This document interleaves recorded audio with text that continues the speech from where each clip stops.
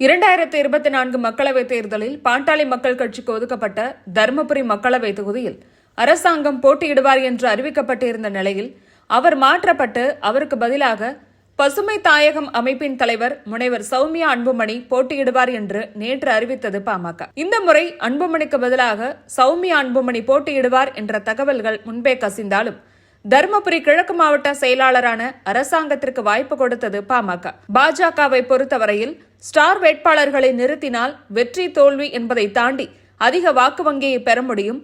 தமிழ்நாட்டில் பாஜக வளர்ந்திருக்கிறது என்பதை நிரூபிக்க வாக்கு வங்கி அவசியம் என்பதை கருத்தில் கொண்டு ஸ்டார் வேட்பாளர்களை பெரும்பாலும் களத்தில் இறக்கியுள்ளது பாஜக. அந்த வகையில்தான் அண்ணாமலை, தமிழிசை, பொன் ராதாகிருஷ்ணன், ஏபி முருகானந்தம், எல் முருகன் என ஸ்டார் வேட்பாளர்கள் நிறுத்தப்பட்டுள்ளனர். அதேபோல பாஜக கூட்டணி கட்சிகளிலும் தலைவர்கள் போட்டியிட வேண்டும் என்பதை கவனத்தில் கொண்டுள்ளது பாஜக. அந்த வகையில் ஓபிஎஸ், டிடிவி தினகரன், ஜான் பாண்டியன், ஏசி சண்முகம், ஐஜேகேவின் பாரிவேந்தர் ஆகியோர் களம் காண்கிறார்கள். ஆனால் 10 தொகுதிகளில் போட்டியிடக்கூடிய பாமகவில் பாமக தலைகள் யாரும் போட்டியில் இல்லை.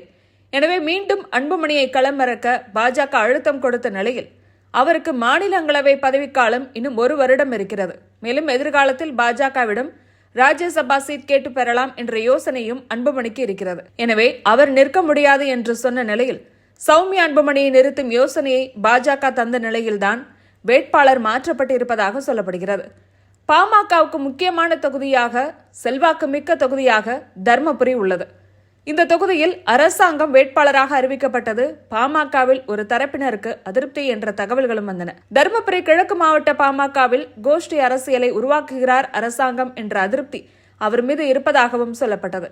எனவே வேட்பாளர் மாற்றத்திற்கு பாஜக அழுத்தம் பிளஸ் கட்சியினரிடையே இருக்கக்கூடிய அதிருப்தி ஆகியவையே வேட்பாளர் அறிவிப்பு வெளியிட்ட சில மணி நேரங்களில் அவரை மாற்ற வைத்திருக்கிறது அப்படிங்கிறாங்க. அந்த வகையில் சௌமியா அன்புமணி போட்டியிடுவதால் திமுக, அதிமுகவுக்கு பாமக நெக் டு நெக் போட்டி கொடுக்கும் என்று சொல்லப்படும் நிலையில் சௌமியா அன்புமணி தர்மபுரியில் களம் காண்பதால் தர்மபுரி தொகுதி தற்போது ஸ்டார் தொகுதி பட்டியலுக்கு வந்துள்ளது.